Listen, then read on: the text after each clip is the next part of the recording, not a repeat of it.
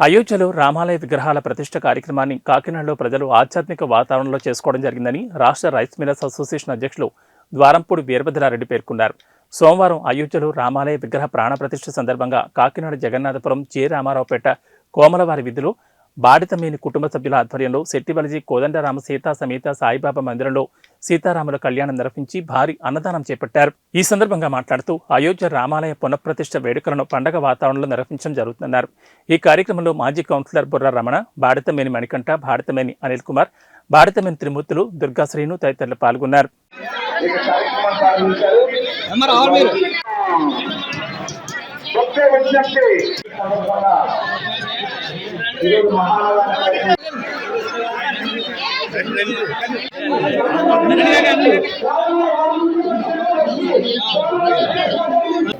ఈరోజు బాడితమేని కుటుంబ సభ్యుల ఆధ్వర్యంలో ఈరోజు 21వ వార్డులో కోమలవారి వీధిలో భారీ ఎత్తున అన్నదాన కార్యక్రమం చేపట్టడం జరిగింది.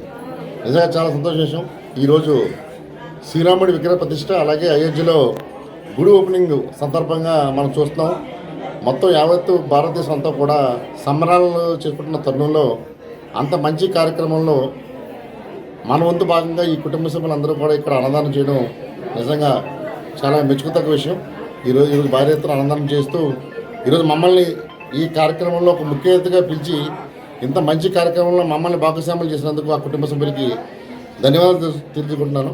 అలాగే మంచి కార్యక్రమం, మీ కుటుంబం మరింత బాగుండాలని, మీకు భగవంతుడు ఇప్పుడు కూడా భగవంతుడి ఆశీస్సులు ఎల్లప్పుడూ మీ వందుని ఇలాంటి మంచి కార్యక్రమాలు ఇంకా చేయాలని చెప్పి మనసారా కోరుకుంటూ, ఇంత మంచి కార్యక్రమంలో అలాగే మా ఎక్స్ కార్పొరేటర్ బుర్ర రమణ గారు, దుర్గారు, శ్రీని గారు, ఇంకా ఇతర సభ్యులందరూ కూడా ఉన్నారు.